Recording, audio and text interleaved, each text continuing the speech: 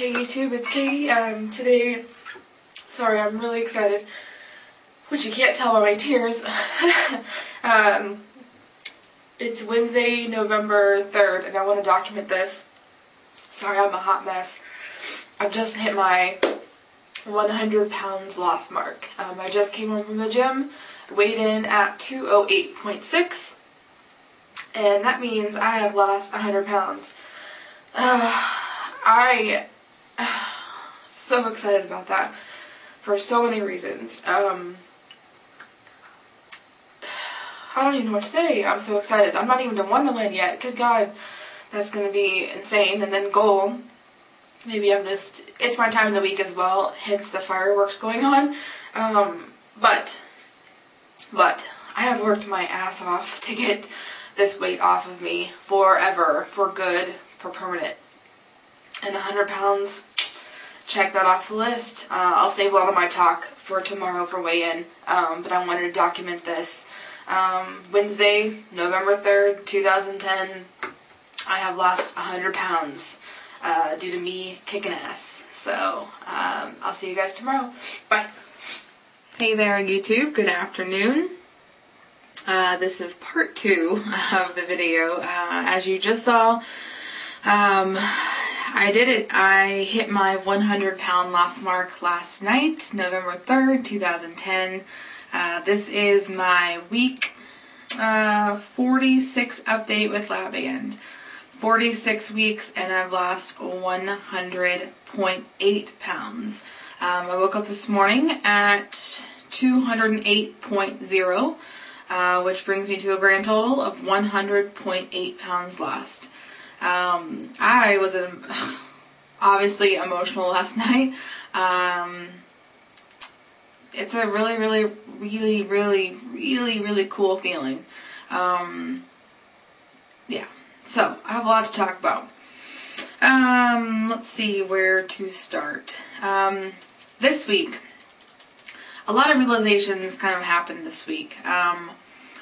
Realizations that I should have been happening all along. And maybe they were, but I just wasn't picking up on it, whatever. So, you know, I forget along the way, you know, that yes, I want to lose pounds, but I forget all the fun things that can happen, whether it's non-scale victories, you know, that I have forgotten those kinds of things. A couple things this week that have happened that to me have just kind of made me sit back and be like, wow, like, I know I've lost 100 pounds and that sounds, you know, wow, okay, but when you haven't done something for so long, or you haven't bought something for so long, or you haven't felt something for so long, and then it happens, it really sets you back.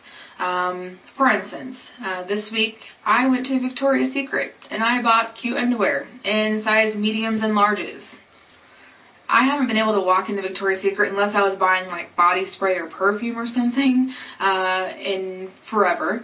So that was really fun. The fact that I walked in and knew they had my size and didn't feel like the clerk was going to come up to me and be like, "Are you looking for the plus size section?" Which I don't think they even have one, but I didn't have that feeling for once. Very, very weird. I also went into Ann Taylor Loft. I didn't want or need anything, but I thought I can walk in here and they have my size, and if I wanted to buy something, I could. It was kind of that Pretty Woman moment. I walked in like I own the place. I didn't need anything, but anyway. What else? I took my wedding band to go get cleaned, and sorry, I forgot my timer. Took my wedding band to get cleaned, and while I was there, I wear a ring snuggie. I'm not sure if you can see it. But it keeps my ring on, because my band has gotten so loose. So, while I was there, the lady's like, "Oh my gosh, you know, it's usually the same lady I see when I go in, and she's like, 'You lost some weight.' And I'm like, 'Oh, just 100 pounds, no big deal.' And so she's like, 'Well, gosh, your ring is, you know, falling off,' and I was showing her the snuggie that I wear. And so she's like, well, let's remeasure your ring, you know, your finger, and see what size you are. Now, mind you, when I got my engagement ring, wedding ring, whatever, from my husband, it was a size 7.5. He had to actually have it enlarged or sized up before he gave it to me, before he proposed, because I had a little chubby finger. So my ring started out at a 7.5. When I got measured yesterday, my ring size was a 6. That's kind of nuts that my fingers have even shrunk that much as well, but I guess that's good. It'd be kind of weird if my hands were like still chunky and the rest of me wasn't, so I guess it's good it's catching up. So let's see, I went shopping for a winter coat.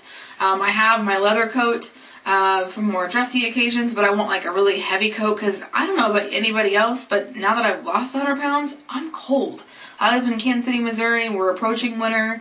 And my hands were like blue cold. Like, I'm just a cold person now. I was always hot. My husband and I used to fight about the air conditioning in the house. I was always wanting to crank it down.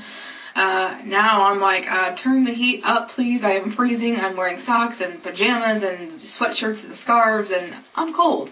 So I went to go buy a winter coat, and it was a size large. That just floors me. I look at this, you know, I pick it up and look at it, and I'm like, that's not gonna fit. That, you know, I'm not even sure why I'm picking up a size large. And I put it on, I'm like, zip. I'm like, well, this is weird. I'm like, maybe it's a faulty one. That can't be right. No, it's just my body now. Brain hasn't caught up yet. What else? I had a coworker. It was really kind of cute. We were having a conversation about a place that I had went to buy. I was telling her about a store that I'd went to buy some jewelry, and they also have like, you know, random sweaters and things like that. And she's like, well, I know, but do they have like things in my size, like plus size? I'm like, your size? I'm like, oh yeah, I'm not in plus size anymore. It's a weird feeling. I went for so long for looking at places that only had plus size, you know, being in 3X.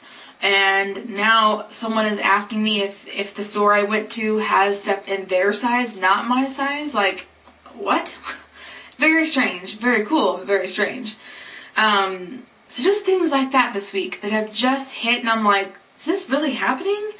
You know, I even said to one of my friends, I'm like, 100 pounds, like, I realize that sounds like a lot of weight.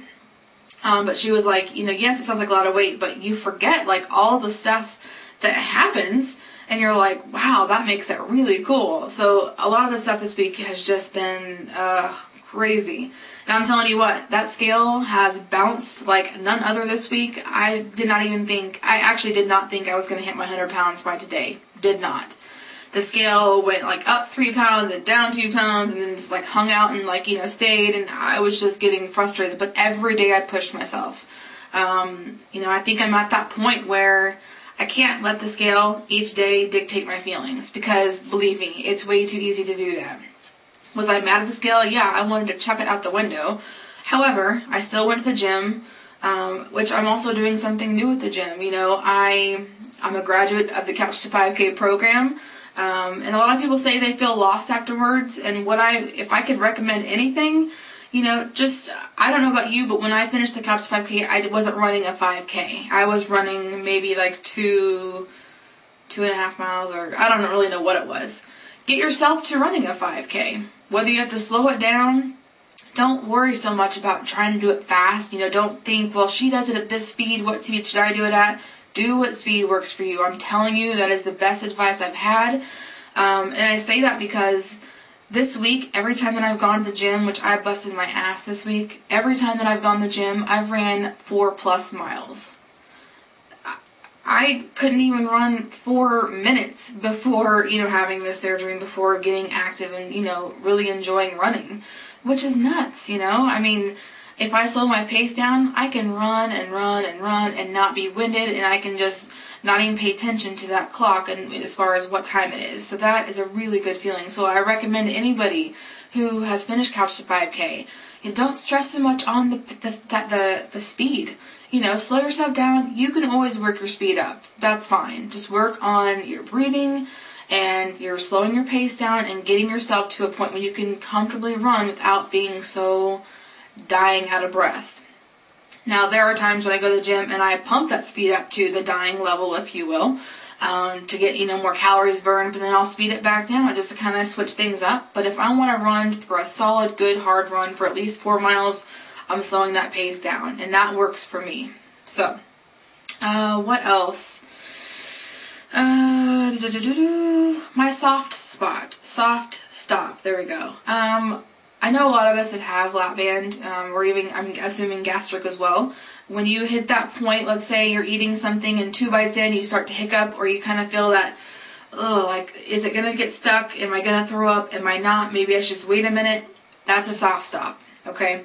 In the past, I would have that, but I would wait a minute and then I'd come back, right back to my food. I am now being more aware of the fact I don't have to eat everything that's there.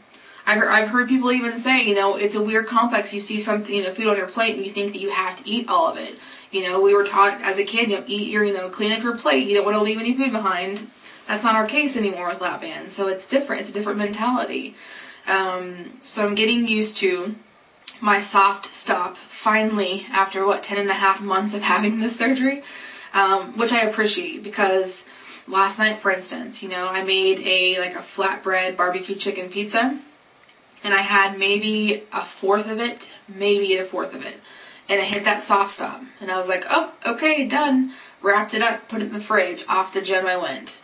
I find myself, if I leave it out and just wait, I'm going to continue to eat it, whereas if I just put it away, I'm not going to be thinking about it and making myself eat it.